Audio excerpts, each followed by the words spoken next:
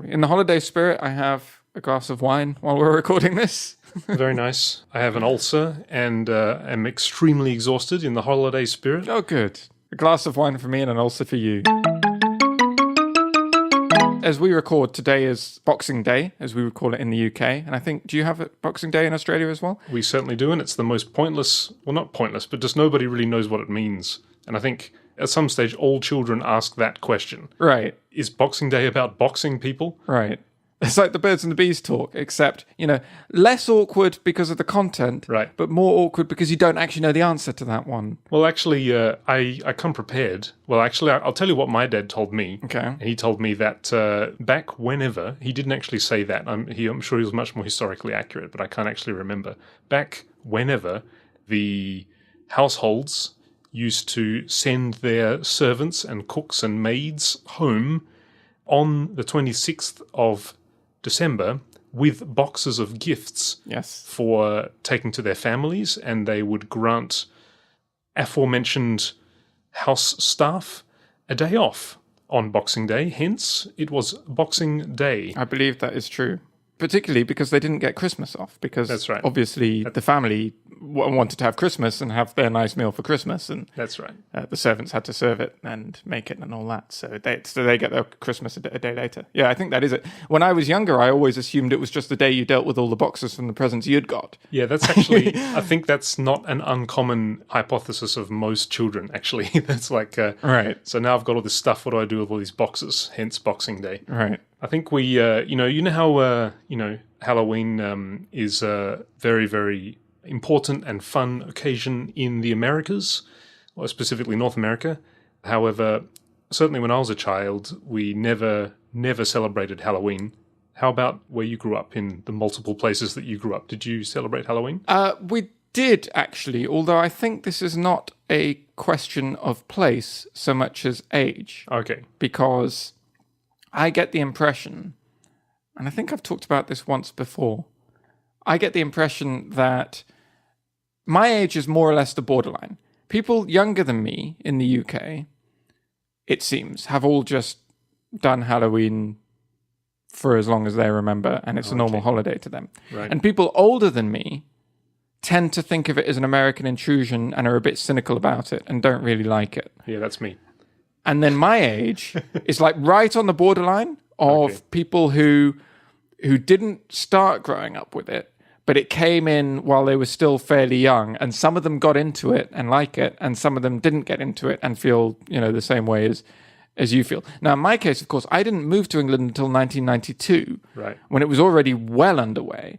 And so I thought of it as an English thing that we didn't have in Spain, as opposed to a new American thing that we didn't have when I was younger. I had no way of knowing that they didn't do that in England in the mid-80s or whatever. Right. So I thought of it as an English thing, but I later found out that a lot of English people very much don't think that. So you that sounds very conflicted, but I think I definitely fall into that category that you said of the older group who are just a bit cynical about it, and it just seems like some kind of commercial sickness that's been inherited from America via television media and the like. However, I think we can get back at them by spreading the wonderful fun and joy of Boxing Day. What do you think? Do you think there's potential for it? I think Boxing Day will struggle to compete. And one of the things with Halloween, and this is, I think, still the case today, certainly when I was young, even though we did do, a bit of dressing up and trick-or-treating and stuff for Halloween, I feel like Guy Fawkes Day, bonfire night on the 5th of November, which is less than a week after Halloween, is a bigger deal. I always felt like it was a bigger deal. And we had the whole of my primary school had an event on the Saturday closest to bonfire night, and we would have a bonfire, obviously, and big fireworks. Biggest fireworks of the year. In America, I think they have that on Independence Day or maybe New Year's, but I would say, certainly in terms of local fireworks, maybe not London, which does a big thing for New Year's, but in terms of the sorts of fireworks you'll get in towns across the country, bonfire night is the biggest event. And I still think of that as a much bigger thing than Halloween. Yeah, we don't have Guy Fawkes Day in Australia. Well, actually, I don't. I've been away from Australia for so long; they may have it by now. But I would be surprised if you do. It's such a, I mean, it's such a weird holiday. It's we're literally burning effigies. I mean, we only stopped burning effigies of the Pope 100 years ago, and we switched to Guy Fawkes. Guy Fawkes. Poor old Guy.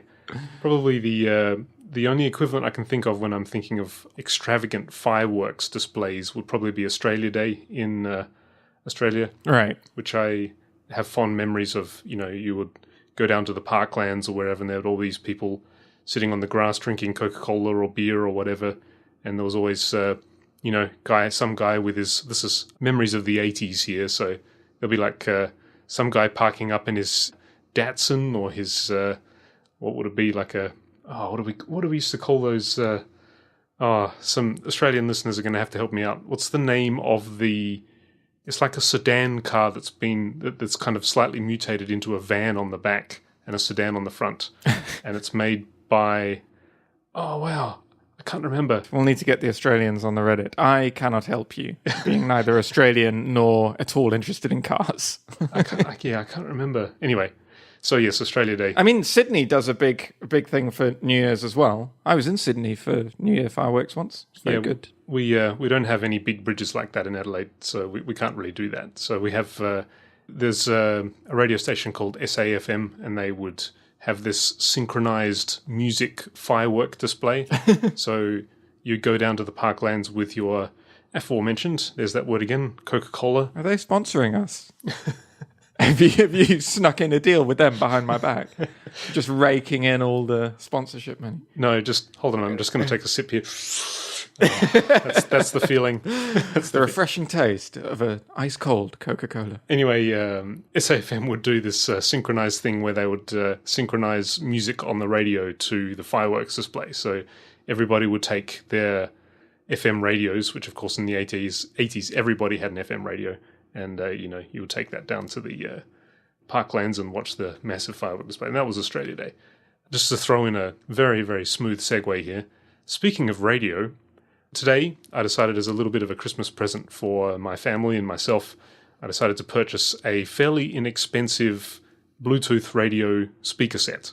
So it's kind of like a Bluetooth, well, I guess it's kind of like a box full of speakers that you connect to with Bluetooth. I don't really know what you'd even call that. It's not really a stereo. What's the Bluetooth bit? Has it got a radio in it, or is it just it's a set of speakers for whatever Bluetooth device, like your iPhone or your computer or whatever? Yes, that. So it's basically, you just connect to it with your phone or your computer, and then you just play your music through. Oh, I see.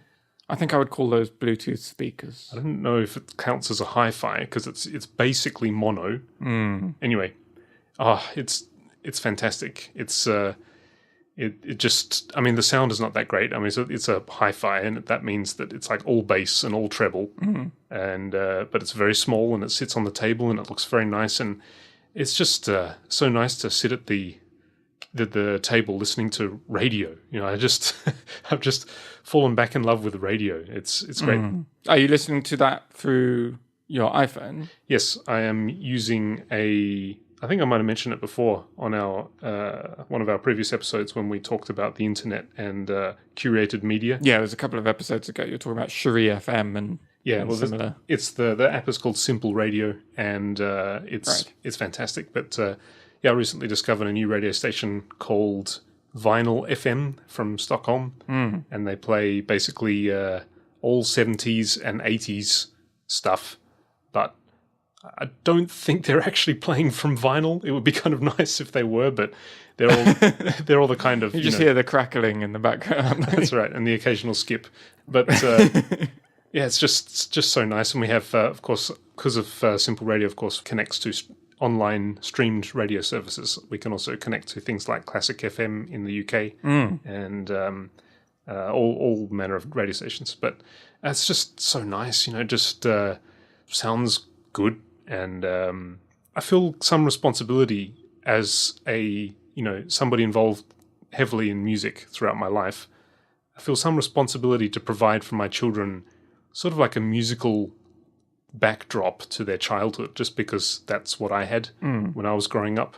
So, having this radio station that plays really, really fantastic music from the 70s and the 80s, which just basically means, very, well, at least from the 80s, very glossy pop production with wonderful, wonderful, memorable melodies. And the 70s, of course, is a whole lot of attitude and interesting ideas and, innovative times. So, it's just great. So when you were growing up, what's some music that you can remember as a backdrop to your childhood? So I did not really have such a strong backdrop, I don't think, musically. I don't remember that we played a huge amount of music at home. And I don't think my parents were like, they like music, they have their favorite artists and things like that. But I don't think they were like massively, massively into music. I was really into Michael Jackson when I was 5. Excellent. And big fan of him. I think we had the cassettes of at least a few of his albums. Bad was the most recent one to have come out at the time that I am remembering. Right. And I think after Bad it was Dangerous, which that is the one that I remember coming out. Bad is like the one that had already come out when I first kind of encountered Michael Jackson. That's what I first got into. And then Dangerous came out not that long before we left Spain, I think. Right. And that was good. I remember on my 8th birthday, I think it was, which was my last birthday in Spain, my mum arranged for the local radio station in Marbella to play Man in the Mirror for me, which is a song all about change. As very appropriate for your birthday, for your 8th birthday. that's a I don't know what kind of message your mother might have been sending you there, Danny. The main is I'm starting with the man in the mirror. Right. It's all about right. Yeah, it's time for me to take a good look at myself. That's right. The first 8 years of my life, fair enough, coast along, that's fine. But you're 8 now. You've got to start to take life seriously. That's right. That's an interesting choice. Yeah, that's great. Well, yeah, I don't actually know whether she chose it or whether she just said play him some Michael Jackson because he likes that, and the radio station chose it. Oh, okay. I'm not sure, but it's a great song. Anyway, it's a good song, good album. The whole album's good. Yeah, Michael Jackson is fantastic. It's interesting now. We are. It almost feels like we're sort of slowly closing up an era, of those, really fantastic entertainers from the late 70s and the 80s. Of course, recently we had the sad passing of David Bowie, who was one of them. Of course, and there's George Michael as well, and, there are numerous others. Did George Michael die? He did. You didn't know? I totally missed that. Really? When did he die? I wouldn't be able to bring up the date for you. It was a few months, maybe quite a few months ago, actually. Right. It was before Bowie, I'm pretty sure. Well, Bowie was like the first thing that happened in 2016. Bowie was nearly 2 years ago now. Okay, well, maybe it was... Really? Was it that long ago? It was a long time. 2016 was like a bad year for amazing pop stars. Well, here you go. It was like actually... Bowie died, Prince died, Leonard Cohen died, loads of people died. Right, it was actually the 25th of December 2016. George Michael passed away, sadly. Christmas Day. Yeah. Wow. Yeah, it was just there's a very fascinating aspect to these people, these entertainers from the early 80s. And, of course, there's many who are thankfully still with us, such as Madonna and Elton John and numerous others, of course. But it was kind of almost the first time that musicians received fame on that level where it's kind of consuming of the person in a way, Right. It becomes, and then with, of course, the gradual growth and ubiquity of mass media and people's sort of thirst to know more about these famous people and their curiosity to see and to hear and to find out and to be informed about what's going on with the people that produce this great music that they love. And of course, the gradual change in music technology as far as reproducing music is concerned, where we had LP records giving way to the cassette tape.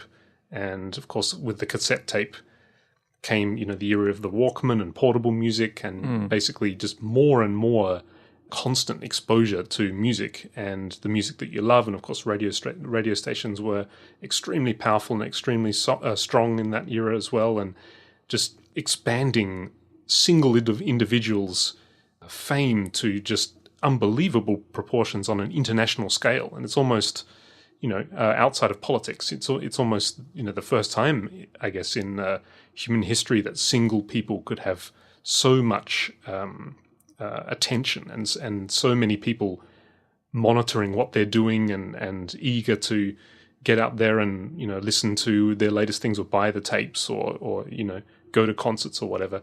So, with the passing of such musicians of this kind, such as the, of course, actually, I guess it's not true to say that it's probably the first time would probably be the Beatles, I suppose, or maybe Presley. Right. It's hard to say because, I mean, there are through musical... I think Beatles did break new ground in terms of, they broke new ground in all sorts of respects, but one of them is that kind of mass media, mass hysteria. Right.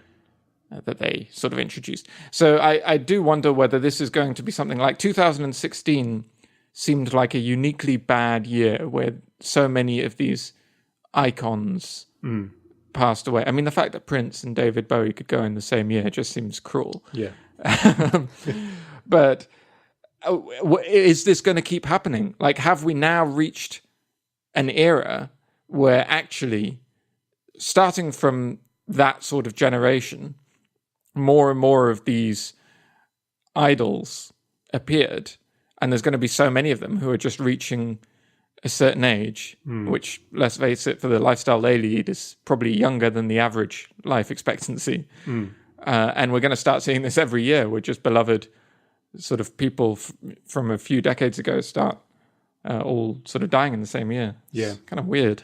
Yeah, I think it's a difficult thing to say, of course, because our generation, I guess a generation of people who grew up listening to pop music in the 80s or in the 70s or even in the 60s, naturally, that's 50, 40 years ago. So, right.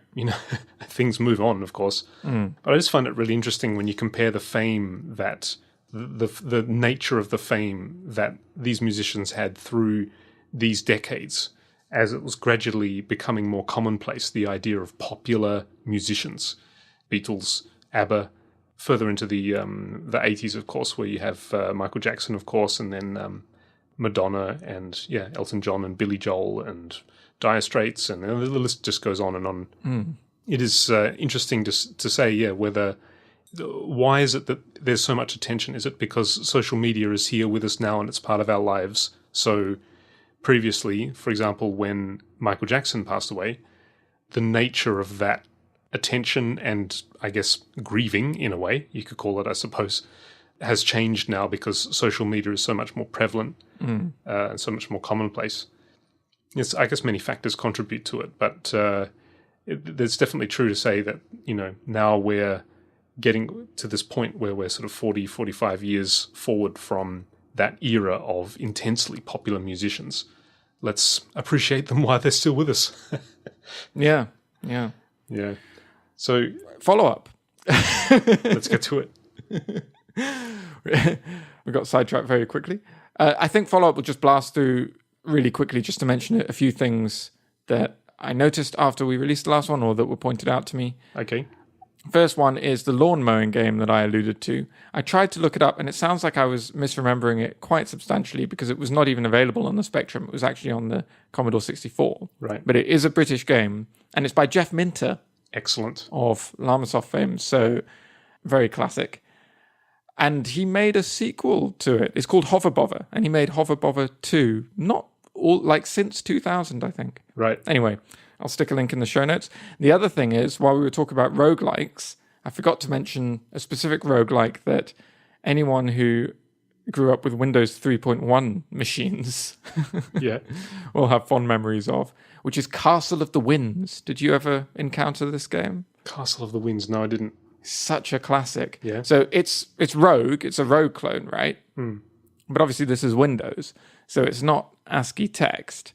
Instead, all the graphics are done with icons, like .ico files. Oh, okay. Which I think was 16 by 16 icons, squares, right. And quite limited in their color palette. But all the graphics were done with those, and the start was always the same. You started in this little town and then you went into the mountain. But then once you went down to the second level, from there on, it was all randomly generated in much the same manner as Rogue.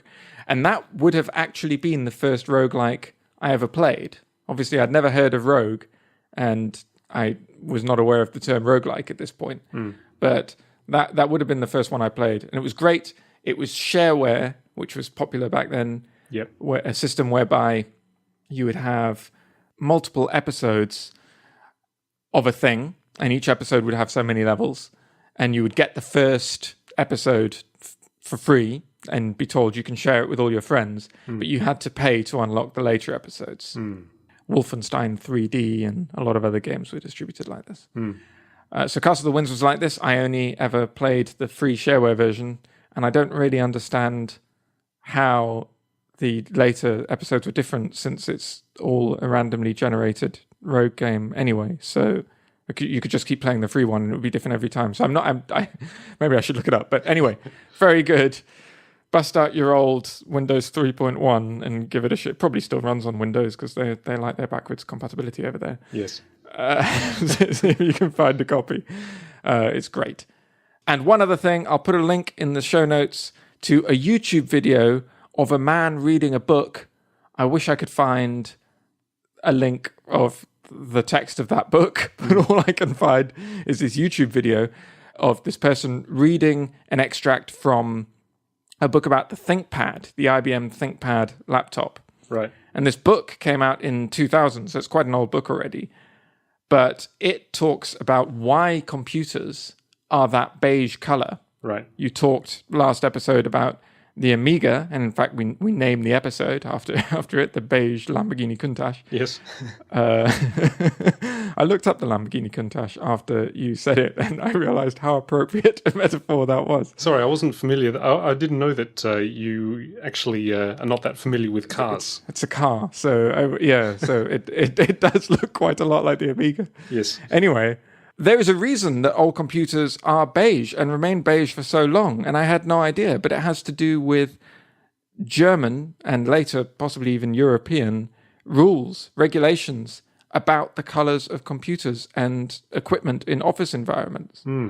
I think I don't totally understand, but I think they didn't want office machinery to be too overbearing or something. They wanted office environments to be bright. Right. And so it was like a law that you were not allowed dark casing on equipment. Right. And obviously when IBM was making the ThinkPad, they really wanted it to be black, but that wouldn't have conformed to these German regulations. I think they might even have made a light-colored ThinkPad for Germany. Anyway, you can listen to a man spend 10 minutes or something reading you this story out of a book in the link that I will put in the show notes. That's interesting. I actually watched the first few minutes of that video, and it is very fascinating. I didn't finish all of it, but it is very fascinating. One thing that he mentions is that I think it might be said in the book, I'm not sure, I have to go rewatch the video to confirm this, but the ThinkPad was one of the earliest examples of a computer that wasn't beige and that was black.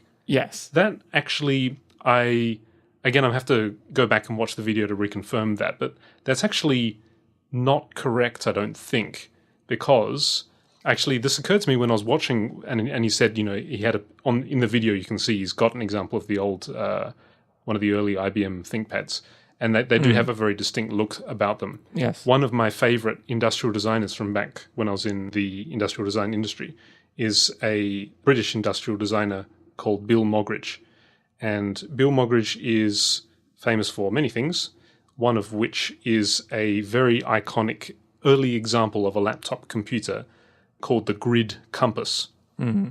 And if you want to know what the Grid Compass looks like, you've probably seen it if you've seen the movie Aliens. Oh. Because if I recall correctly, when they have the sentry guns and he pulls out a bunch of kind of portable screens and flips them up, and you can see on this kind of amber monochrome screen the amount of the rounds of ammunition that are left and the heat and all that's being displayed on the sentry guns. Do you remember that scene? Let's just say yes. Okay, no. Anyway, the Grid Compass is an early example of a laptop computer from 1982, and it is as black as they come. Of course, with this monochrome screen, which has this glowing amber color. The screen itself is pretty much always black except for when there's amber on it. But the grid compass is, it's an iconic piece of industrial design from the 80s by Bill Moggridge. And that is as black as you can get. They look absolutely fantastic. I love the design. I think this is one of these ones where it was such a revolutionary idea to have this screen that folds down on top of the keyboard, which nowadays, we take for granted basically with laptop computer designs. You kind of expect that, it was a very practical idea really, where you got the keyboard that fits underneath the screen, so when you open it, you can not only can you have a nice viewing angle, but you can have this large full-size keyboard there for your fingers to type on. The original grid compass also had a telephone, which if you go to have a look at pictures of the grid compass, you'll simultaneously think, my God, that looks so cool, and also, wow, that looks so dated, look at that telephone. And a pretty revolutionary idea, really, in 1982 to have a telephone on the side of a computer. You definitely would impress people just look at that and say, wow, you can make phone calls on that? I'm looking at photos of it now, although the ones that I'm looking at don't have the telephone, so maybe there's a specific model that had the telephone. I'll have to look that up later. Yeah, it must be an accessory. If you look for long enough through images on Google or DuckDuckGo, you will find the model that had the telephone on the side. Right. So, yeah, I have a real love of monochrome amber. I think it might be because there's something about the blue light that comes from flat screen displays, which can be very harsh. And I find that if I have to look at some color on black, then amber, for me at least, or sort of orangey yellow color basically, is the most comfortable and the most visible to be looking at for long periods of time. So I have my command line shells and stuff in amber on black, and the main one for me, of course, is when I'm using Renoise and making music in my tracker DAW. That's all numbers on a black screen. And seeing that in amber, it's great. I love amber. Do you have a favorite monochrome color, Danny? Obviously, green is the classic sort of hacker aesthetic. Yeah. I find green on black actually to be very harsh. I mean, I do remember using old computers with it. I think my grandmother's old Amstrad PCW might have been amber on black. Right. It was either amber on black or green on black, and I think it might have been amber. And I actually played Leisure Suit Larry on that computer, which I was definitely not old enough to play. No. Luckily, I couldn't get past the first puzzle, so I never saw any of the dirty stuff. Right. Or unluckily, I guess. We had a conversation many, many years ago specifically about this topic, about for coders, programmers such as yourself, you are, for the majority of your production time when you're sitting in front of your computer, you are looking at text. Yes. And yeah, we actually had a long discussion about the relative merits, comfort, discomfort, and preferences for what color to make your text editor. Right. And, a lot of people will be familiar with some of the more common sort of color schemes out there that tend to find their way into most text editors, such as Monokai and what are some of the other ones? Solarized. Solarized is a classic. Yeah, what are the others? Default, Vim, Fruit Salad. Anyway, yes. Are you going to ask me what I'm using? I'm going to ask you what your current preference is, yes. Okay. Hang on, I'll send it to you. One thing we haven't subjected our beloved listeners to just yet is a discussion about text editors. No. And we will one day, not today, we will one day. But I can remember a long and very enjoyable conversation on the train talking about changing your fonts in your text editor of choice. Yes. Well, yes. I'll talk about that briefly. We can talk very briefly about color schemes and then stop talking about text editors. Okay. I think that's what we should do. Yes. So here is a link to Gruvbox, which is the scheme that I'm using right now in Vim. Gruv. I don't know what that means. I don't know, but it sounds fantastic. Gruv. Yes. It's like bruv. It is, but with a G. So Grovebox, it comes with a dark mode and a light mode, much as Solarized does, but it's less green. Oh, very nice. Very nice. But it is another low contrast, and this is designed for a relatively new thing that has started to become popular in the last couple of years, which is for terminals to support true color, which is 16-bit color. Right.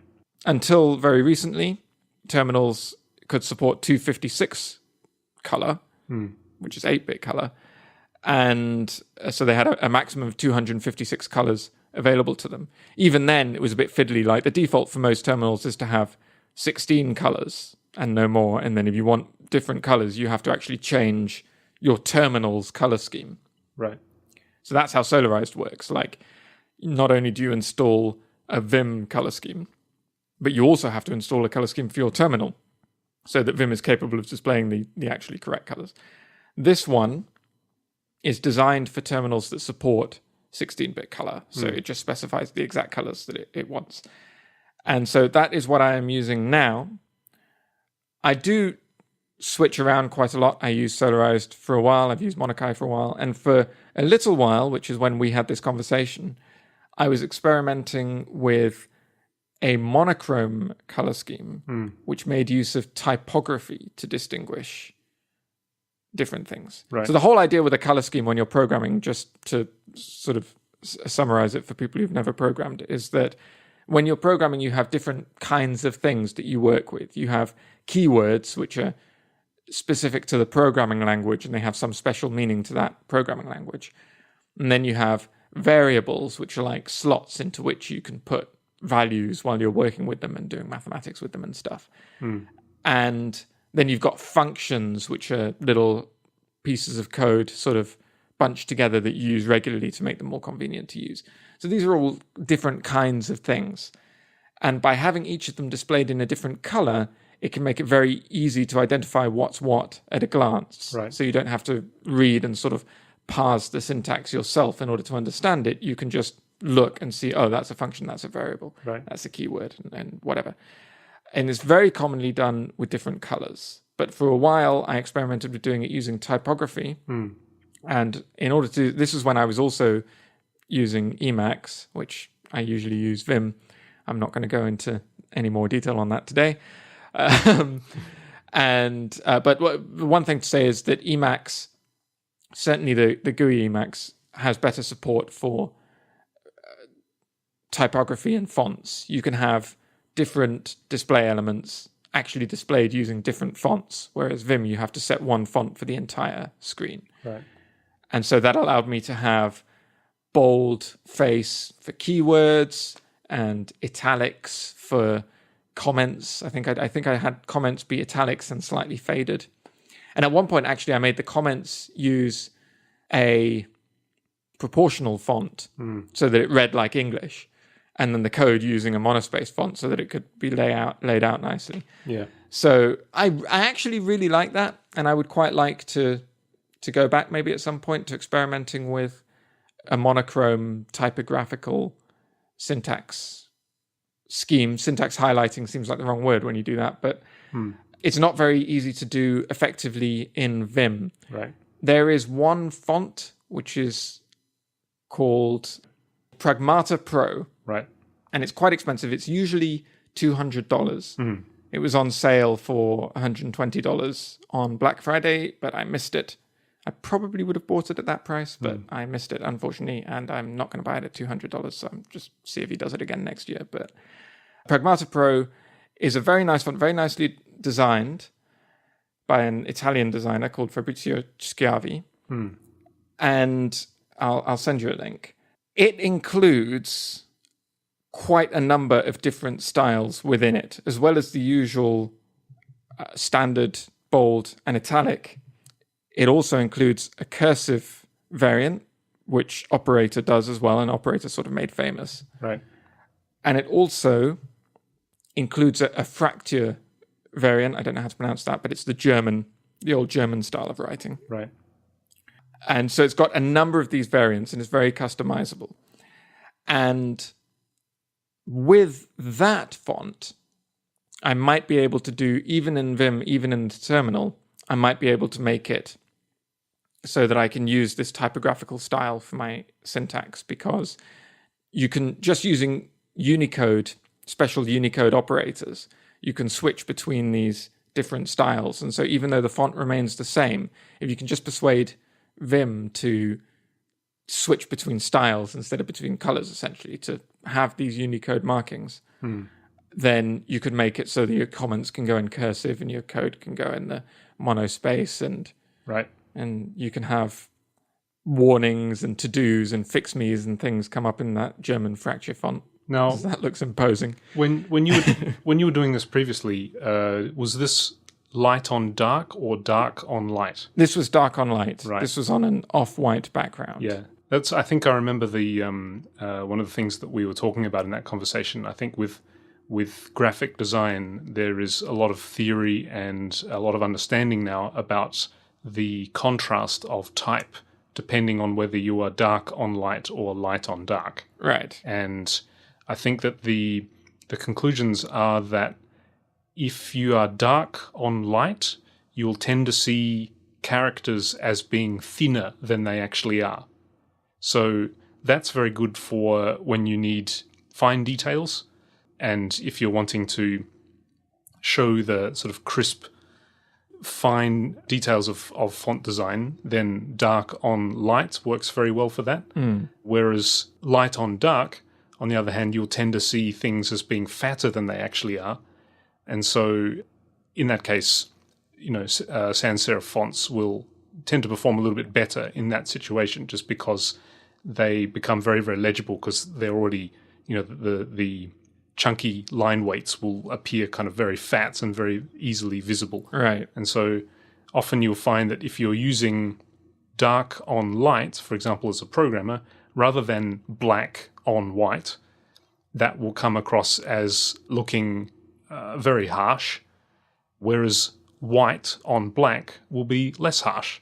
Right. Because the white will appear kind of fat on top of the black background. So this Grovebox theme, it looks excellent. I think it looks really good. I love the slight browny, orangey yellow tinge to it, which again, my eyes just gravitate to. Yeah, I find that so much more just easy to get along with than Solarized. I did use Solarized for a while, and Solarized is quite good if you've got small windows, I think. But I tend to work with a full screen terminal, Right. And just that much green, just a sea of green. Like I'd turn away from my monitor and everything looked a bit pink, you know?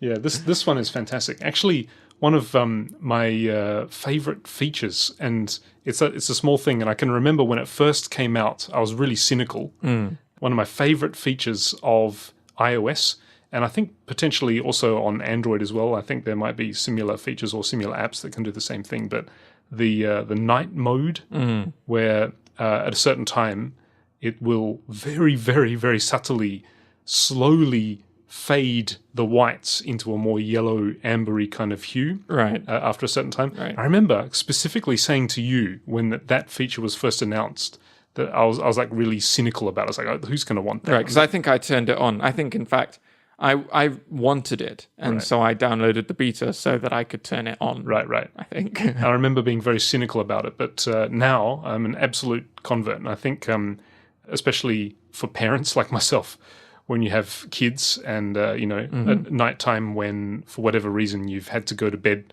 earlier because kids want you to go to bed with them, or there's trouble or whatever, and you're not sleepy yet, but your child is sleeping, but you need to be there, but it has to be dark. So you want to use your phone.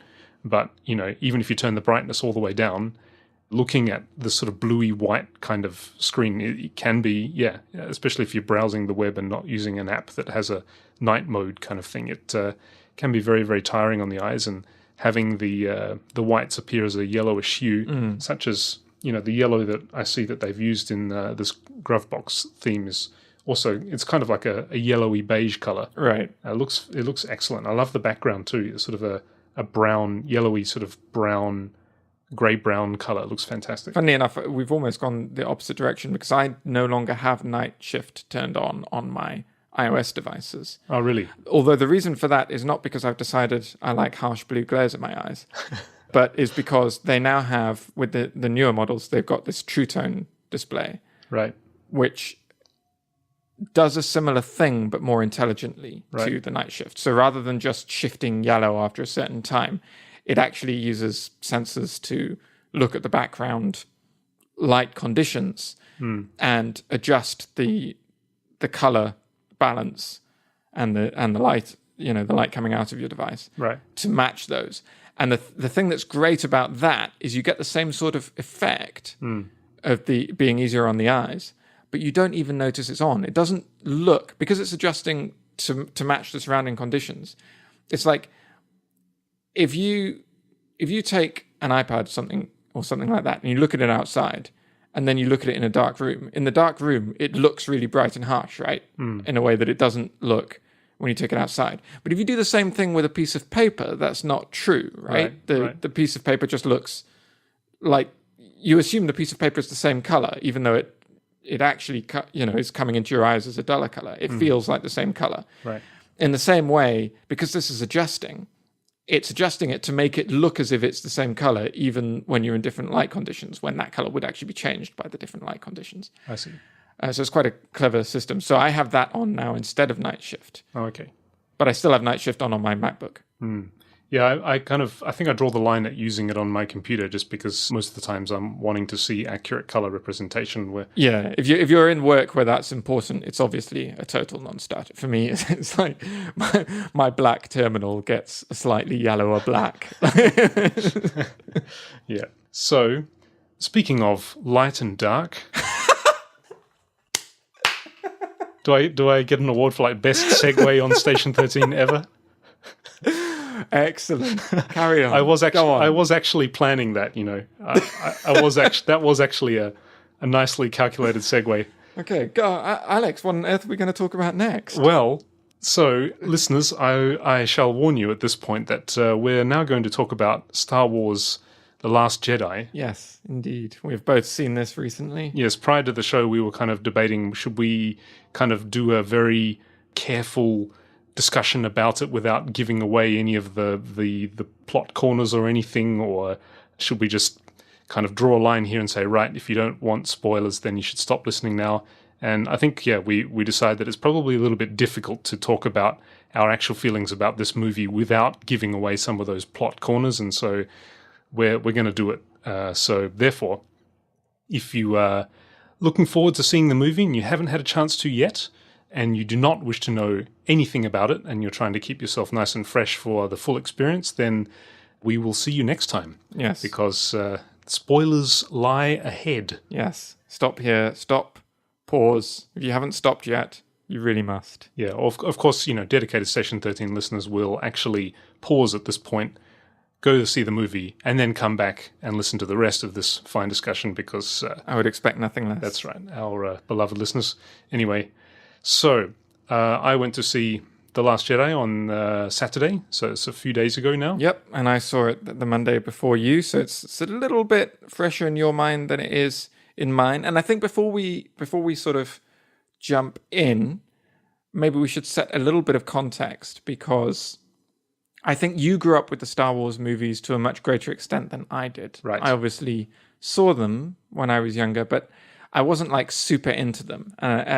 Most people my age, I think, were much more into them than I was, especially nerds. So, especially, I don't mean that to be, especially nerds like me. Right. But for whatever reason, I vaguely remember watching The Empire Strikes Back at my grandparents' house when I was like 10. But apart from that, I don't have particularly strong memories of Star Wars when I was young. Right. I think that you do. I do. Like a lot of people in my generation and my age, I grew up with the movies, played pretend Star Wars countless times, where for some reason I always got lumped with the role of Lando. Don't really know why. There's a Stranger Things reference in there, but you won't know about that because you haven't seen Stranger Things. Anyway. Yeah, so let's see where to begin. Firstly, I went with some good friends, and they absolutely hated it. Did they? Oh, interesting start. I've seen so much negative sort of feedback and negative comments from people I know personally on my Facebook. Right. And yet I've seen so many positive critical reviews, and I guess I'll put my cards on the table, but I really liked it. So I've been sort of interested by this whole, it seems to be a very polarizing movie. Yeah. For a little bit of context there, the friends that I went to see it with are both 5 to 10 years younger than I am. And the reason that they didn't like, I'll put my cards on the table too. I thought it was very good. Okay. I thought it was very entertaining. Definitely, I would enjoy the opportunity to see it again. And I'll explain why in a moment. But my friends couldn't stop ranting about how bad they thought it was and how, they wouldn't even admit to being entertained and that they wanted their money back. Bloody hell. I just said, don't you feel that it was worth coming to see? It's like, not when it was this bad. Wow. And have they seen the prequels? Yeah. Because those were bad. That's an objective statement. Yes, they have. And the main thing that they didn't like about The Last Jedi was some of the awkward plot corners and some of the, I guess, questionable science. Okay. They were, like, for about 10, 15 minutes, they were ranting about how ridiculous it was that Leia could pull herself back into the ship from the middle of a vacuum. Okay, maybe we should go through the movie in order, but I will say that I also found that a little bit ridiculous. I think I recently saw a video on YouTube, I think it was like BBC's Smart Lab or one of those channels, which actually went into what actually happens when your body is in a vacuum. And, in popular, especially horror science fiction and specifically I think the movie Total Recall has a pretty comically graphic example of what happens when your body is outside of any kind of suit on the surface of Mars. But anyway, I think I remember that a lot of the common beliefs that your body explodes or it implodes or your blood boils and your eyeballs pop out and all that kind of stuff is actually not true. And I think that it is actually possible for a human to survive for a certain amount of time in a vacuum. But their point was just that Leia, okay, we know that she is strong with the Force, being a Skywalker. But I mean, you never up to that point, you never see her doing anything with the Force. Right. And now all of a sudden, she's been ejected out into space. She's more or less dead, and she's just kind of reaching around and pulling herself back into the ship. Yes. And that they thought was just completely. I mean, I think they were about to like flip seats and storm out at that point. Right. I must admit, I thought that was pretty dumb and kind of unnecessary, because there wasn't really, like, the rest of the movie would have not changed at all had she died at that point. Right. I don't think. Right. So anyway, I think we're skipping ahead. I think we should. Well, what do you think? I think maybe we should do it in order. Okay. Before we start though, I want to just explain why I thought it was good, because this covers the whole thing. Okay. And I think that the big difference between my friends and myself is basically expectations. What you go into a Star Wars movie hoping for. And for me, I go into a Star Wars movie knowing that it's a space opera. And for me, I just basically want cool spaceships, great music, impressive art design, and that's it. And I'm happy. And it can be sort of dramatic, kind of silly, kind of campy, and that's just fine. For me, Star Wars, it's not hard science fiction. It's basically, I've always understood it, perhaps because of my upbringing with it, as basically being a children's movie, more or less. Right. And of course, we've all grown up with these movies, so our memories of them are, especially from my generation, the memories of Star Wars are heavily influenced by the fact that we have viewed them first as children and gradually grown up with them. Right. And a lot of the more childish aspects of the Star Wars films, we can kind of, be comfortable with, just because they're so closely associated with nostalgia and our memories of viewing them as young children. So when I come to view a modern Star Wars movie, for me personally, I'm not affected by the silliness, and I'm not affected by the kind of, campiness of it. And I just like it to be big, dramatic, spaceships, lasers, explosions, great music, great costume design, great backgrounds, great sets, just exotic science fiction locations, like cloud cities and water planets and desert planets and swamp planets. And just therefore, in seeing this movie, it has all that, I mean, it was very light on the lightsaber action, I think is one of the criticisms that a lot of people have about it. Okay. But the spaceships are great. I love the dogfighting. I love that just space, Right, right. So I went into it expecting it just to be a kind of sort of awesome, silly space romp. and that's exactly kind of what it was, and that's why when I walked out, I thought it was great. Yeah. Well, actually, funny enough, I went in with a similar attitude, and I was almost pleasantly surprised that for me, it was more than that. And not from a hard science point of view, but from a sort of attitude point of view, and philosophical is maybe putting it a bit far, but I find that in a sense, it was very Star Wars, right? Right. It was fun, and there was lots of action, and there were lots of jokes, and lighthearted entertainment. But underneath all that, like if I was to say, what is the sort of fundamental message of this film? I think this is a film about disappointment. Like everything goes wrong that could go wrong. Right. And like the heroes are so much less sort of lucky and heroic than they have tended to be in previous films. So, and for a Star Wars film to be almost, I mean, it's quite dark. It's dark in a very different way to like, the Christopher Nolan Batman films or something like that, which are dark, with a capital D or whatever. But like the notion of disappointment as a theme is quite an adult and quite a dark thing to go for. So I think, very daring choice by the director, Ryan, what's his name? Ryan Johnson, I think. Ryan Johnson. And, because I have less hang-ups about my memories with the film than some people, I think, who, grew up with it and are more attached to it. Right. I don't have this kind of sense of wanting to protect the old films to the same extent. So I really liked it. I was really happy to see him doing something that was quite different in a way to previous films, while still maintaining the kind of fun, entertaining nature of it. So like starting from the very beginning, like the start, so many of these films have opened with some sort of space battle, right? Right.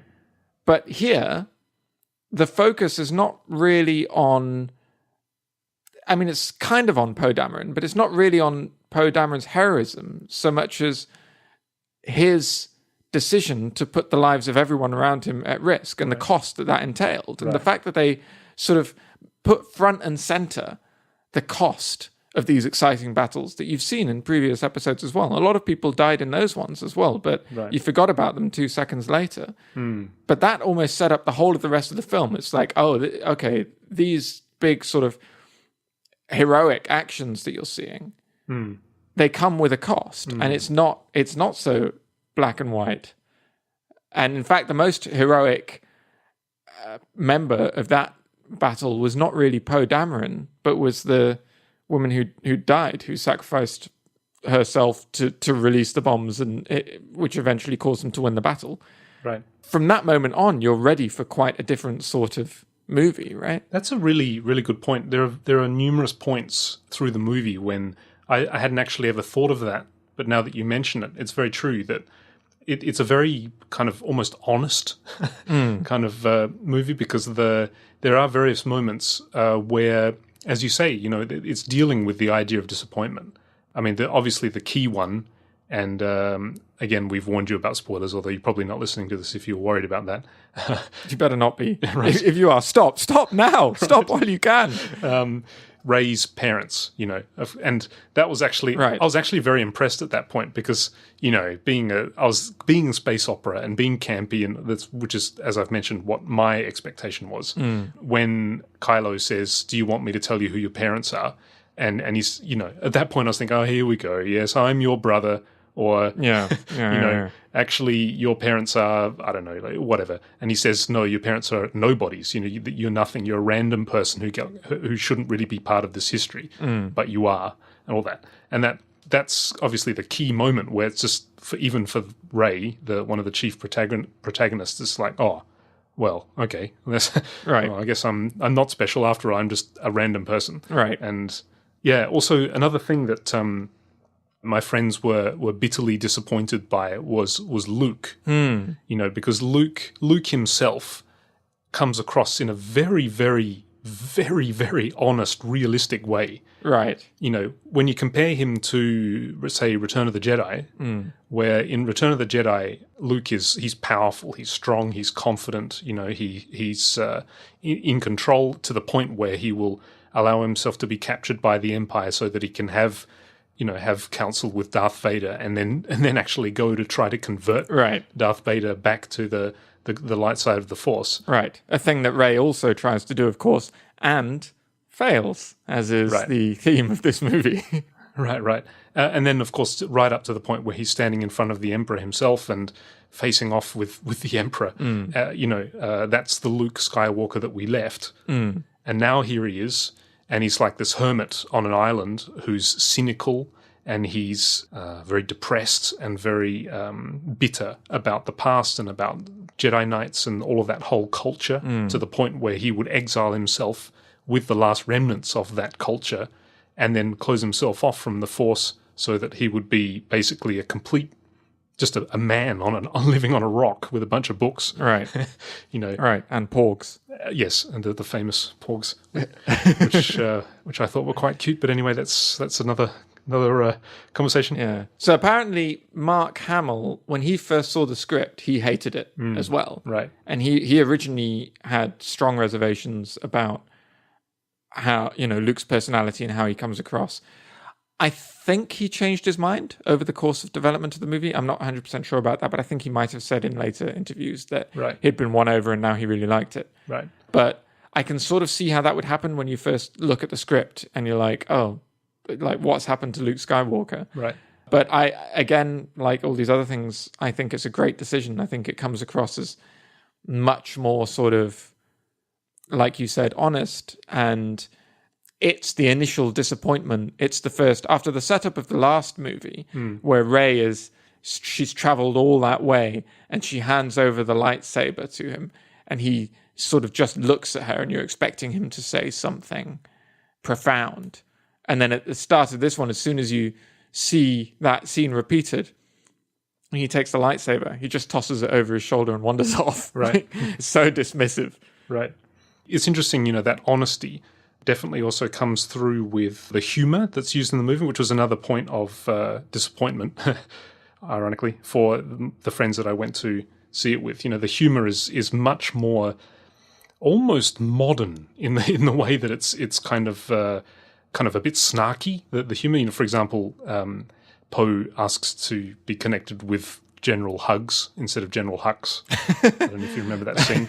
Well, that whole back and forth between him and General Hux, I actually missed the General Hugs bit, but he threw in a lot of other jokes after that as well. Yeah, and one line that I found actually very funny was when Luke was asking Rey, just who are you? Where did you come from? Who are you? And she said, I'm just a nobody caught up in this, and I've come from a nobody, the middle of nowhere. Right. And he says, like, where? And he says nobody comes from nowhere. Yeah, nobody comes from nowhere. And she says, well, I came from Jakku. And he says, okay, that's basically nowhere.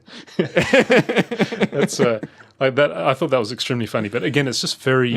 They seem more like real people than these sort of legendary, iconic figures in this great grand story. Right. So that aspect, it was also very interesting. There were two scenes where I think the director Johnson was really showing his ability to create the kind of drama that I went into the movie looking for. One of the scenes was when I believe the character's name was Holdo, was it? Yeah. And she goes into light speed at a critical distance to the First Order's fleet, and thereby actually ploughing through the dreadnought. Right. That was, and again, you've sort of jumped ahead a little bit, but before all that happened, I think the reason that moment was so powerful was because there was that whole setup before where, and again, he's playing with sort of Star Wars tropes and typical kind of entertainment, this kind of movies tropes here, where you're set up to think that she's kind of just being passive and setting them up for failure. Right. And that Poe Dameron and, Finn and Rose are going to save the day. Right.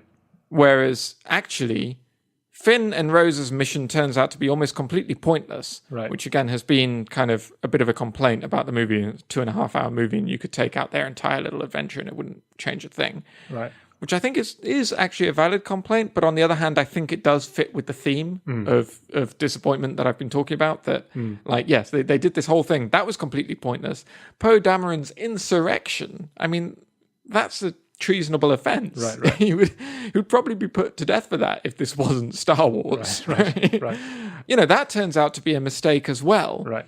And she turns out to be an extremely strong character who is willing to give her life for everyone else, but only after this long period of appearing to do nothing. And I do wonder whether that was a bit of a whole, it's like, did she really not need to tell them what her plan was? Like, was there a reason for that? Was it so that one of them wouldn't leak it to the First Order? I mean, it doesn't seem likely that there would, but I think that's probably plausible, because I think that she is, like I said, I don't really analyze much of Star Wars storylines, but I think that she probably knew who she was dealing with Poe Dameron, and that because he had the tendency to sort of go off and try and take matters into his own hands, she probably just didn't want the intervention from anybody, therefore made those strategies without making it totally open, at least to him. But just before we leave that point, that scene where she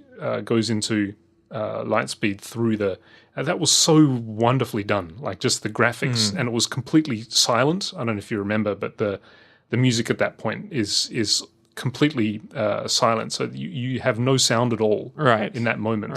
As this fantastic image of the Rebellion's ship ploughing this light hole through the dreadnought, and that was I was chilled. I was like, wow, that's really impressive. And the second thing that you mentioned there was with Rose and Finn, with their escapades down on that casino planet.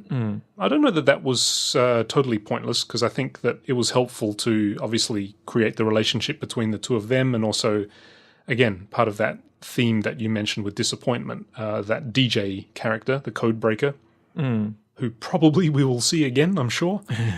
Was it DJ? I think that was his name, wasn't it? DJ? Oh, yes, it was. Yeah. I didn't even realize he had a name, but yes, you're right. Yeah, DJ. That I probably would assume that we'll see him again, but again, that's the same thing where because you remember the scene where he uses Rose's pendant that she had from her sister to bridge the terminals in the door lock, and then he gives it back to her, and you think, actually, he's a good guy. Actually, he was a good guy after all. Yeah, but then then it turns out that he set them up. That's right. He set them up, and he just takes the money and gets out of there. Right. Again, that's, as you mentioned, that is another kind of connection back to that idea of sort of realism, and because I think that in the original movies, obviously Han Solo plays that similar role where it's kind of like, there's no mystical force that controls my destiny, he says to Obi-Wan and Luke on the Millennium Falcon. Right. Although I've always thought of Han Solo's role as being closer to Poe Dameron, really. I mean, DJ is closer to Lando. In what he does, yes, closer to Lando, but in the idea that, he just sort of says, hey man, this is business, if you're not selling money, if you're not selling weapons to the bad guys, you're getting rich selling weapons to the good guys. Right, yes. And that actually is another thing that I thought was an example of the film being a bit more adult than most Star Wars films, and actually making an actual point. Like that whole Canto Bight planet where the casino is, like those places exist. I mean, one of the criticisms of the film is it's a little bit too close to the casinos on Earth. It's evokes a very particular image in our minds as Earth dwellers.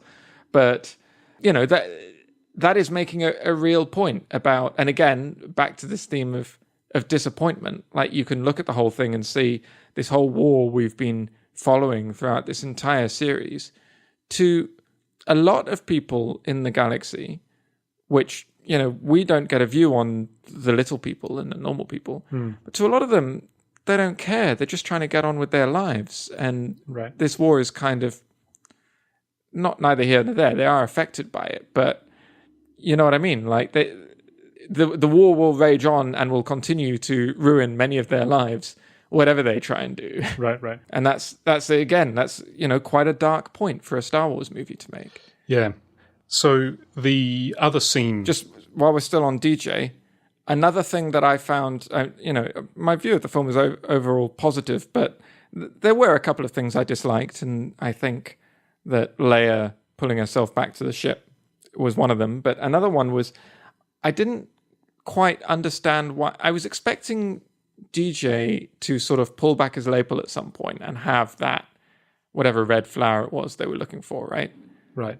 That they had seen on the posh guy at the casino table. Right. And he was the codebreaker. Right. And I thought it was going to be one of those twists where, like, oh no, he wasn't actually the codebreaker. She was referring to this guy. Right.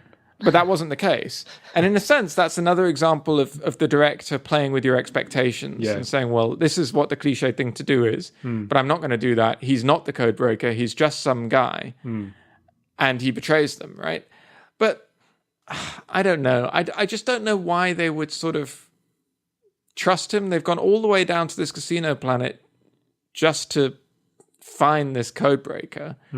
And then they end up just getting some random to do this, very critical, important mission. So, I don't know, that rang a bit false to me. And I think even though it is a bit cliche, had he turned out to be the codebreaker and had he sort of had that mark on him somewhere, even if he hadn't been the codebreaker, if it somehow had a similar looking mark and they had just thought he was the codebreaker, it would have rang a bit more true for me. I found that a little bit just hard to swallow. That's interesting. Yeah, I didn't. That didn't bother me at all. I think just because the nature of their escape from that planet, and also the fact that they're in a rush, and right. I mean, there was a time constraint, and I remember that the scene, when Finn is communicating with Poe, and he says, "Did you find the code breaker?" And he says, "We found a code breaker." And that line kind of put it in context for me. It's like, okay, well, they were trapped in the prison because things went sour. Right. And this guy he's clearly an android, DJ. I mean, there's no mistaking that. I mean, he rubs things in his teeth and then all of a sudden they're able to break doors and stuff. So oh, okay. I suspect strongly that he's some kind of android. But anyway, he gets them out of the cell and then they're trying to escape and they actually end up escaping on his ship. Because their ship gets blown up. Right. And so, like, all of those things kind of, okay, well, therefore, they're now having to leave, and Right, and he's all they've got. Yeah, I suppose there is that. And actually, in a sense, the fact that, when he does end up betraying them, and then the next thing, the First Order starts shooting down these escaping ships, that's the second instance in which Poe Dameron's dumb ideas, and in this case, Finn and Rose's handiwork as well, has caused the death of a number of Resistance fighters. It's the second time in the movie we've seen their failure result in a lot of people dead. So, maybe that is fitting in with the same notion of disappointment and of seeing what sort of mistakes this kind of headstrong nature can lead them to. Right.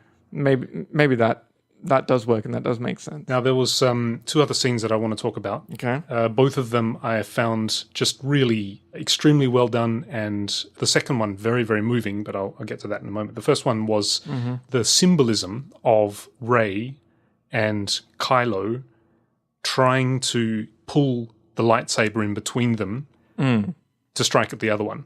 and the lightsaber is caught, and the lightsaber actually breaks into two pieces. Yes. Now, do you know whose lightsaber that was? I thought that was Luke's. Yes, that's right. So that was actually Anakin's lightsaber, Oh, I see. which then gets passed to Obi-Wan, and then Obi-Wan gives it to Luke in A New Hope, and then it gets somehow or other mixed up around, and then gets in the hands of Maz in Episode 7. Yes. And then Maz gives it to Rey, right?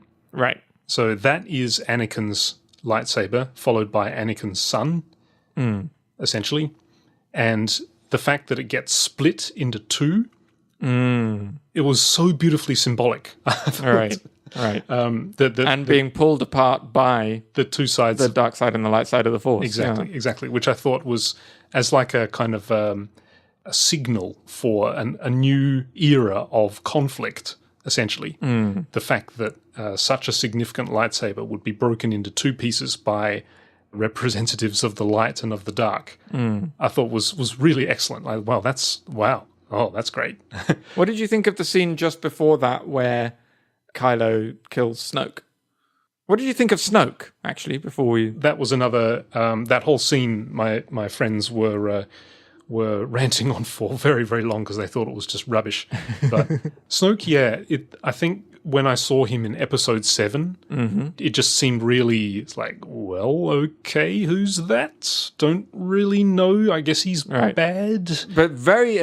this gigantic face, the size, twice the height of anybody talking to him, like very imposing, and the reality was quite different from that. Right. And I think that the treatment of Snoke in The Last Jedi, I guess I didn't feel either way because I didn't really feel either way about the character to begin with. Okay. So it's, okay, he's dead. Okay, well, there goes that then. I think that it's kind of to me anyway, it seems sort of like a dead-end character anyway, so... Interesting. I felt like he'd been built up quite a lot in Episode 7. And in a sense, and I know I keep coming back to this, but in a sense, I think that also plays into this theme of disappointment. This is in a kind of a meta sense in a way, but not the disappointment of any characters in the film, but I think he's purposefully set up to disappoint the viewer. Right. The viewer who has seen this gigantic head in Episode 7 and is expecting a very imposing, very scary bad guy. Right. And gets this old man in a dressing gown. Right.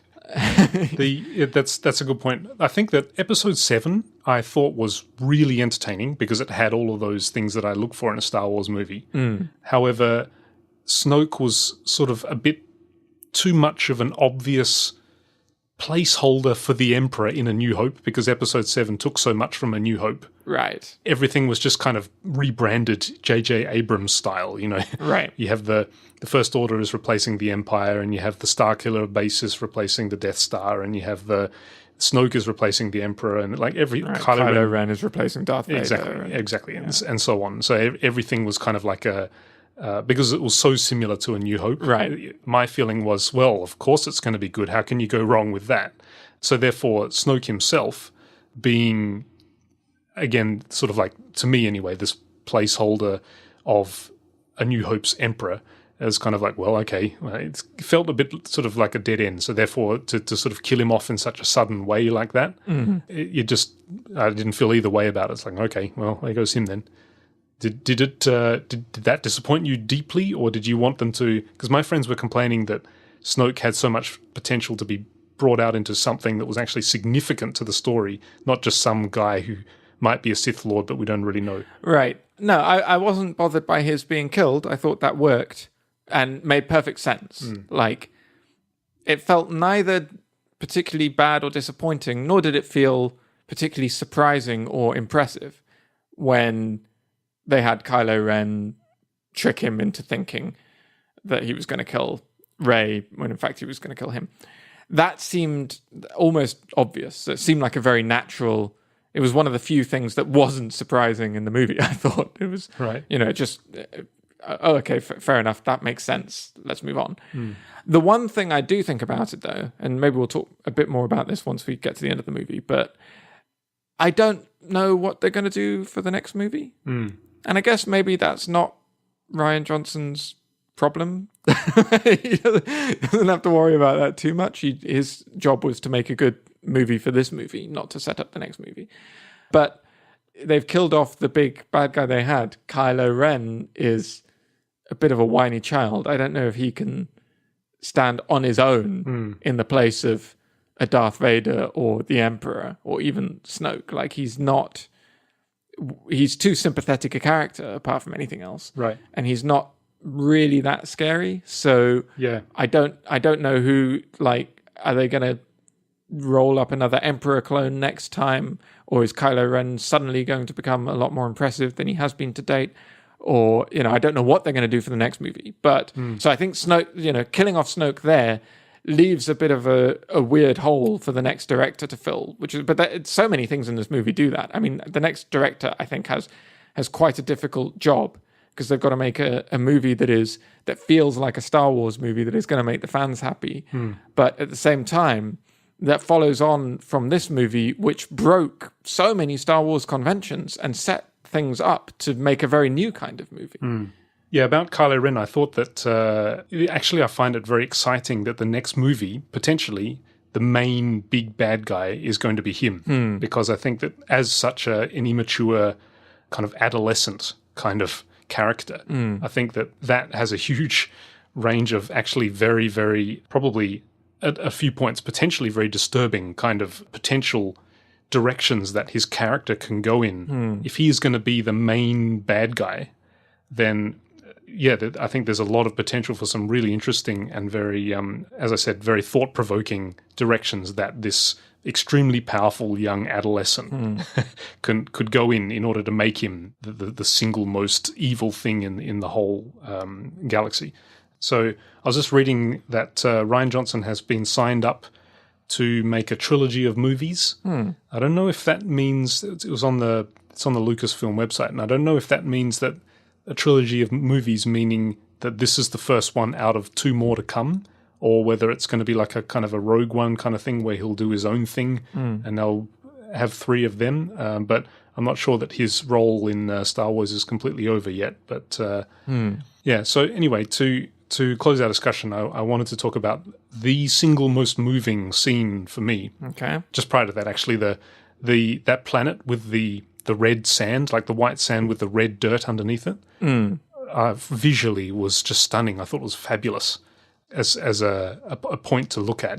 That color, the whites with the red, and then the pilots flying out in those old kind of broken down. They look like old B wings, I guess, but they look where Poe puts his foot through the floor of the thing. That was great. Yeah, but they've done is that base has not been used in a while, and they actually played with it because you kind of again, these new movies are taking a lot of things from the old movies and taking inspiration from that. And you said Episode 7 is like a rehash almost of A New Hope, but they played with your expectations there again because you're expecting, a snow battle. Right. And then at the start, somebody tastes it and it's like, oh, it's salt. Right. Which is just something you do on an alien planet, isn't it? You just put a bit of the dirt in your mouth and right. That guy was pretty brave. He probably knew that he was going to die in the next hour anyway. So he thought, well, what have I got to lose? I either die from eating this toxic thing off the ground or being shot. Anyway, for me, the most moving scene, and again, sadly, this was another thing that really frustrated my friends that I went to see it with, but Luke's death, my friends were frustrated because he could, firstly, they thought it was implausible that he could project such a realistic image of himself just in some random location on a different planet and perform all of those actions and sort of physically be there, more or less, but in image, even though he was levitating over a rock on the island. They thought that was just ridiculous.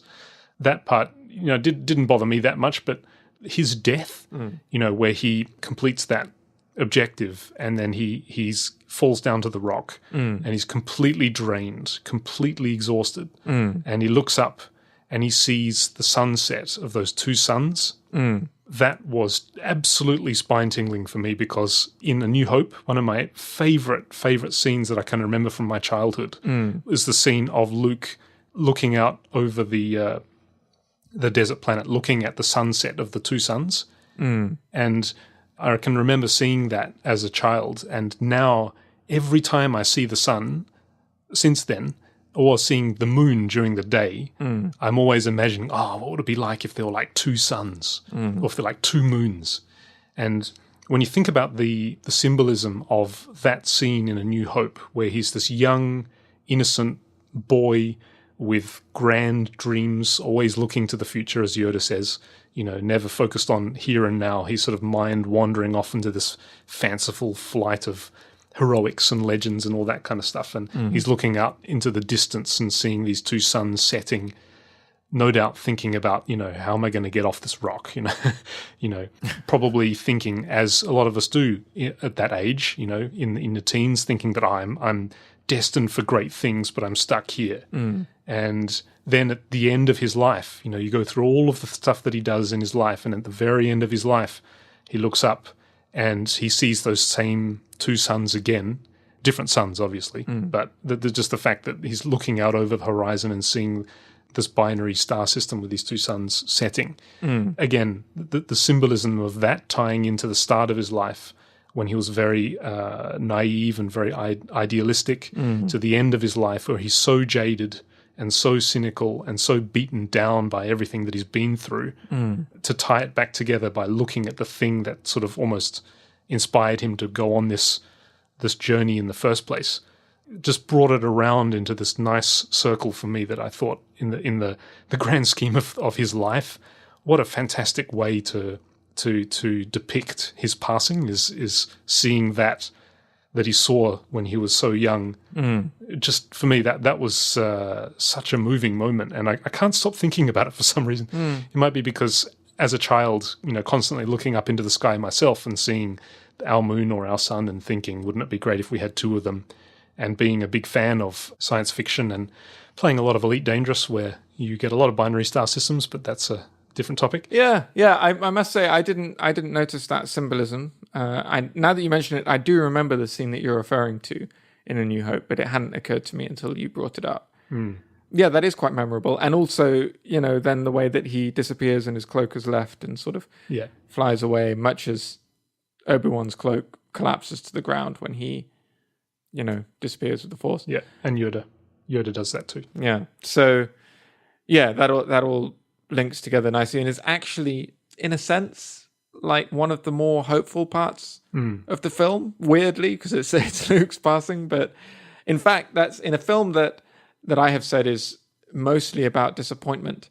It ends on those two notes, Luke's passing away and then the child on that casino planet. Yeah, looking up at the sky. Grabbing the broom with the Force, right, and looking up at the sky.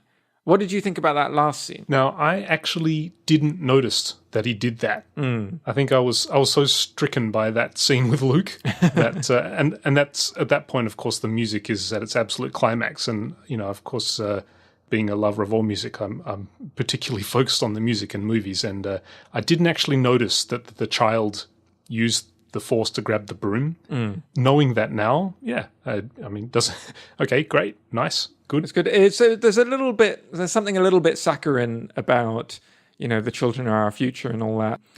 And it does also, if the Resistance now is down to a sort of scrappy group of like 20 people or something right. survived that battle at the end. And if we're relying on him and his merry pack of horse tenders or whatever they are. Right. Yeah. We're going to have to wait for another 10 or 20 years. Yeah. I think the next film. But I think that knowing that the boy grabbed it with the Force, and okay, great. So perhaps there's the potential for new children with the midichlorian count or whatever. I don't think that's canon anymore. Yeah. I think we've left that behind us. Yeah. I think being a parent myself and seeing the growth of my children, and again, my friends were very, very, very, very foul-mouthed about that scene where he's grabbing it with the Force. But I felt that they don't have children. I don't know if that makes a huge difference, but for me, I guess I see children in perhaps a different way than they do. That the thing is that I think because I was coming down from that amazing moment with Luke reflecting on his life, looking at these two. Well, I imagined that he was reflecting on his life looking at these two sons back to when he was a child and being so naive and so innocent in his childhood, then followed up by that scene with this child. Again, to me, it just sort of brought it around. So I don't think I didn't feel that it was, awkward or silly or anything, unlike my friends. Yeah. I can sort of see both sides. Like I say, it is a little bit cliche and comes across a little bit sickly sweet, this whole sort of children as a symbol of hope. Right. It's definitely a cliche. But I think it worked. It was all right. I didn't mind. And I thought it was a nice way to end the movie. I mean, it like you said, it followed on very nicely from that scene with Luke. It was a natural sort of closing off of that beat. Right. There was there was one, like I said, I didn't go into it with high expectations for great story or great hard science or great dialogue or anything. But I don't understand how anyone can go into a Star Wars movie looking for hard science. It is not that. Right. There's many things Star Wars, but hard science it is not. My friends were complaining about the bombs because they're hanging out of the bottom of those bombers. Yeah. And it looks like they're falling out of the bottom. Yeah, with gravity. Yeah. I guess. But anyway. They might be pushed because there's no friction to stop them. So it could just as well be they're pushed from the top. The one thing that I kind of thought, that's a little bit dumb, was the Force connection between Kylo and Rey. Oh, interesting. And there's a scene where he's just wearing pants, right? And Rey says, "Do you just want to like put on a towel or something?" Yeah. I wish you. And it's kind of like they're having some kind of social media chat conversation or something. That was one of the instances of. There were some times while watching the movie that I simultaneously laughed and genuinely found funny, but also thought, are there too many jokes in this movie? Like there were moments when I thought that, when sometimes it felt like the jokes were packed in a little bit too tight. Right. But then I thought, chill out. Like I decided to sort of not worry about whether there were too many jokes, and enjoyed it much more for it. Yeah. And I actually really enjoyed that moment. There's a pointless topless scene. Right. Adam Driver, but but it's great. I thought it was great, and I am much enjoying the many memes that have been born from this moment I have to on go the have a interwebs. So. I have to go have a look. Yeah, I think that just to sum it up, my feelings about it. That I think that for Star Wars, for me personally, I guess I've always approached it with a certain sort of childlike kind of viewpoint, just because that's what, in my understanding. And I know everybody's different, and that's fine. But in my understanding, that's what Star Wars means to me. It's kind of like like I described earlier. It's a bit of fun, really, and it's very engaging, very enjoyable, extremely entertaining fun with this sort of science fiction backdrop. Therefore, the humor. I felt that it was all very entertaining. I didn't feel it was too excessive, but just to wrap it all up, I thought. It was just very, very enjoyable. I don't feel that I can understand. Star Wars means so many things to so many different people, and many people are extremely passionate about things that I don't really look for in a Star Wars movie, such as the universe that it's based in and all the things that are happening in it and the way things connect to each other. Other people go to it, looking for evidently looking for hard science. Certain people, but also looking for really, really excellently crafted storylines and making sure that nothing feels awkward and nothing is oddly placed and everything seems to fit in and flow nicely and seems consistent and plausible. And those things, to me, don't really sort of fit with the definition of a big, awesome, silly space opera. Yeah, I don't know. I mean, I think there does come a point where, like, there have to be rules, right? The Force is kind of essentially a form of magic pasted onto a sci-fi universe. No, it's not, Danny. It's a thing. It's chemistry. It's biology. It's very similar to the role that magic takes in a fantasy setting. It just happens to be sci-fi. Right. But even in a fantasy setting, magic has to follow rules. There have to be limits. Otherwise, the whole thing is pointless, right? You can just explain away anything using the Force. And so I can see why people make the argument that, for example, Kylo Ren and Rey's connection over those distances is not possible with the Force, or that Luke Skywalker's projection I didn't realize what was going on at first, actually, and I thought he had actually survived all those missiles. Yeah, me too. Blasting into him, and I thought that was stupid. Okay. So when it turned out that he was like throwing a projection of himself, and that wasn't him, I was relieved because it, that actually removed a thing that I found stupid from the story. Right. I find it less realistic that the Force, I find that would break the movie more if the Force could just withstand that level of a battering. Right. Then why not do that all the time? Why not protect all the ships with the Force? Why not? There's so many things you could say, well, why not do that? Right. Whereas, yes, it is an amazing feat, and unlike anything that we've seen before, for him to have projected his image over that incredible distance. Right. And it certainly, breaks relativity because he's, I think, light years away at this point. So he would have to have seen the future in order to project himself in advance. But anyway, right. There are problems with it. Yeah. But there aren't so many other points in the movie where you think, okay, well, if we take as read that he could have done that, that would have solved a problem in the movie. Do you know what I mean? Yeah, yeah. Whereas, him withstanding those explosions, like every movie would just have that all the time if they could. Right. Just one last question. Did you feel that Rey's sudden proficiency with using the Force was too sudden? Because, at the end, she lifts up all the rocks so that they can get out of the cave. And that didn't bother me. Right. She had already, I think, had that moment of self-discovery on whatever the name of the planet was and the island that Luke Skywalker was on. She had been lifting the little pebbles accidentally without even intending to use the Force. They just sort of lifted and then everything went a bit dark. Right. And that is one thing to say about Rey, before we finish the podcast and leave this unsaid.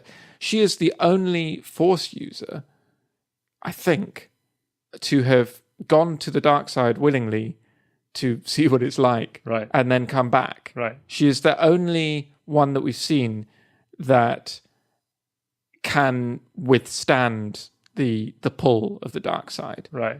And is the only female Force user we've really seen. That's an interesting sort of. There are interesting conclusions to be drawn there. I think in the prequels there are females. There are a few. Sorry, not the first female Force user we've seen. The first female Force user we've seen approach the dark side. Oh, I see. Yeah. We don't know.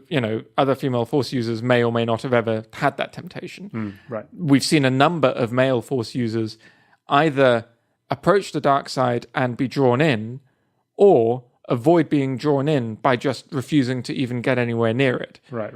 But we've never seen someone go and spend time there and be drawn to it and then walk away. Right. That's, I think, a first. Right.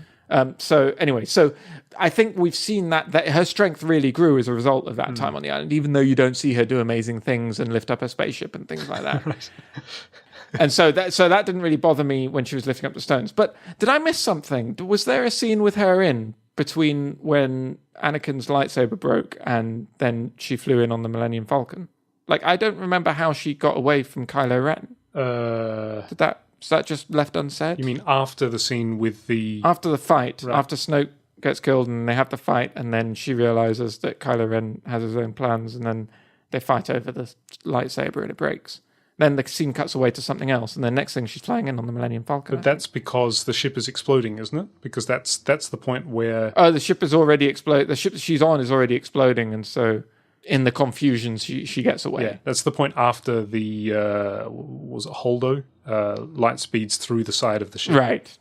Because that's Snoke's ship that she does that to. So yeah, I suppose so. I suppose. I mean, there was no point where you saw them separated, right? They were together. The lightsaber broke, so I guess the immediate danger has got away. But something must have happened for them not to be fighting each other anymore, right? Because they've realized they're not on the same side. So, I mean, they're not going to just say, all right, see you later, I'm getting on the Millennium Falcon. Like, I don't remember either. It's probably, just like a girder broke and right. he fell down and she ran away.